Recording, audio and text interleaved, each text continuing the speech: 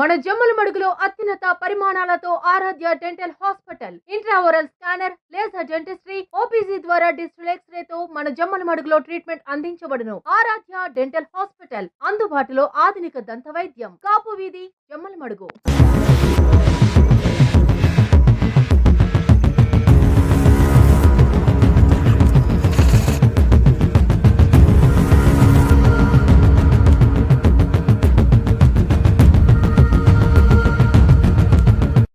ఈరోజు గత గురువారం అనగా 30వ తారీఖు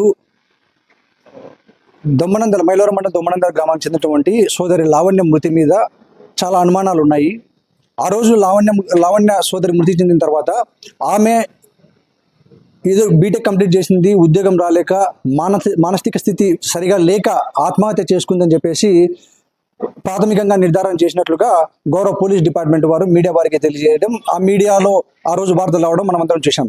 అయితే గత 3-4 రోజుల నుంచి మీడియాలో కానీ, మెయిన్ స్ట్రీమ్ మీడియాలో కానీ, సోషల్ మీడియాలో కానీ, లేదా జమ్మలమడుగు నియోజకవర్గంలో ప్రచారం జరుగుతున్న ప్రచారం ఏంటంటే ఆ అమ్మాయిది సాధారణమైనటువంటి ఆత్మహత్య కాదు, ఆ అమ్మాయి మరణం వెనుక చాలా అనుమానాలు ఉన్నాయి.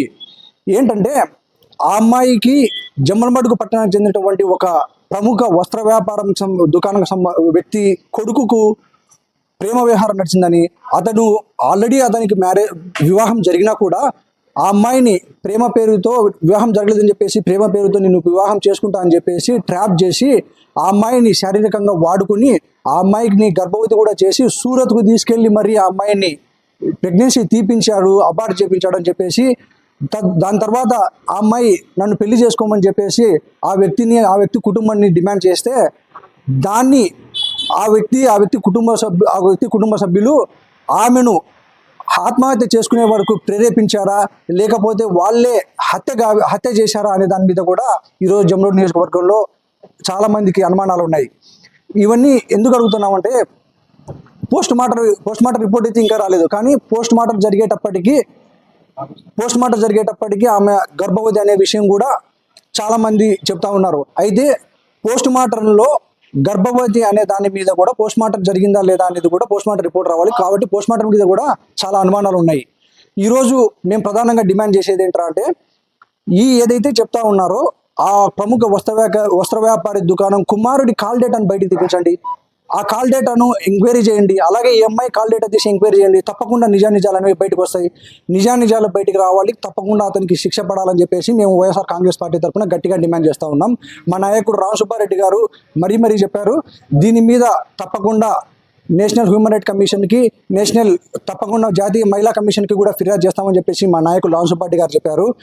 ఎందుకు పలు అనుమానాలు దాటిస్తున్నాయంటే ఆ అమ్మాయి ఒక బీటెక్ గ్రాడ్యుయేట్, ఆ అమ్మాయి మానసిక స్థితి సరిగా లేదు అని చెప్పడం కరెక్ట్ కాదు. ఎందుకంటే అమ్మాయి ఆల్రెడీ సివిల్ ఆస్పిరెంట్ అని కూడా బయట చెప్తా ఉన్నారు. అలాంటి సోదరి ఆత్మహత్యకు పాల్పడిందా లేకపోతే హత్య గావించబడిందా అనే దాని మీద తప్పకుండా లోతైన దర్యాప్తు చేయాలని పోలీస్ డిపార్ట్మెంట్ వాళ్ళు కోరుతా ఉన్నాం.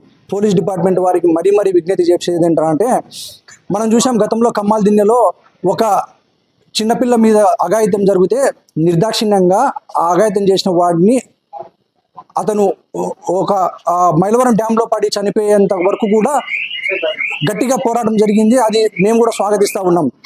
అదేవిధంగా ఈరోజు గండికోటలో ఒక సోదరి మరణించారు కదా, ఆ కేసులో అయితేనేమి, ఇప్పుడు ఈ లావణ్య కేసులో అయితేనేమి అదేవిధంగా పోలీసులు రియాక్ట్ అవ్వాలని చెప్పేసి గట్టిగా డిమాండ్ చేస్తూ ఉన్నాం. ఆ అమ్మాయి మరణించిన తర్వాత ఈ వస్త్ర దుకాణం వ్యాపారస్తులు ఎవరైతే ఉన్నారో అధికార పార్టీలోని ఒక ప్రముఖ వ్యక్తి దగ్గరికి వెళ్ళగా ఆ ప్రముఖ వ్యక్తి దగ్గర 4.5 నుంచి 5 కోట్ల రూపాయల డబ్బులు తీసుకునేసి మరి దీనికి ఒక పంచాయతీ చేసి దీన్ని ఒక ఆత్మహత్యగా సృష్టించారని కూడా బయట ప్రజల్లో నానుడి ఉంది. దీని మీద కూడా లోతైన దర్యాప్తు జరిపి నిందితుడినే కాదు ఈ పంచాయతీ జరిపించిన వ్యక్తిని కూడా కఠినంగా శిక్షించాలని చెప్పేసి వైఎస్ఆర్ కాంగ్రెస్ పార్టీ తరఫున డిమాండ్ చేస్తూ ఉన్నాం. ఈ విధంగా సోషల్ మీడియాలో మనం యుద్ధం చూసాం. ఈ విషయంలో ప్రతిపక్షం వాళ్ళు కూడా ఏదో డబ్బులు తీసుకున్నారని, కేసు నీరుగారేందుకు ప్రతిపక్షం వాళ్ళు కూడా సహకరించారని చెప్పేసి ఒక రూమర్ అయితే బయట నేను కూడా సోషల్ మీడియా చూడడం జరిగింది. ఈ విషయంలో మా నాయకుడు తీవ్రంగా ఖండించారు. అంతేకాదు మా నాయకుడు రామసుబ్బారెడ్డి గారు సుదీర్ఘ రాజకీయ ప్రస్థానంలో ఎన్నో ఒడిదుడుకులు ఎదుర్కొన్నప్పటికీ ఆయన ఏ రోజు కూడా విలువలు వ్యక్తిత్వం మీదనే రాజకీయం చేశారు. ఇలాంటి వాటిని ఆయన ఎప్పుడు ప్రోత్సహించరు. అక్కడ ఎవరున్నా కూడా కఠినంగా శిక్షించాలని మేము ప్రధానంగా డిమాండ్ చేస్తూ ఉన్నాం.